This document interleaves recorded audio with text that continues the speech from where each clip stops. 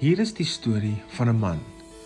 'n Man met 'n baie ernstige gesig en nog 'n ernstiger plan. Sy naam, Saulus. Saulus het nie van Jesus se volgelinge gehou nie, glad nie. Op 'n dag het hy op pad gegaan na 'n stad met die naam Damaskus. Hy wou mense vang wat in Jesus glo. Maar toe gebeur iets ongelooflik. Skielik, 'n helder lig, 'n baie helder lig, baie helderder as die son. Saulus val op die grond. Hy hoor 'n stem uit die hemel praat met hom. Saul, Saul, waarom vervolg jy my? Wie is u, Here? Vra hy. Ek is Jesus. Dit is vir my vir wie jy vervolg. Sy oë gaan oop, maar hy sien niks nie. Hy is blind. Sy vriende help hom tot in Damaskus. 3 dae lank bly hy blind.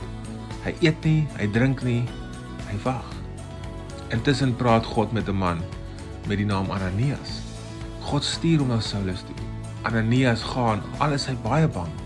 Hy bid vir Saulus. Toe val daar iets so skille van Saulus se oë af. Ewe skielik kan hy weer sien. Meer nog, sy hart het ook verander.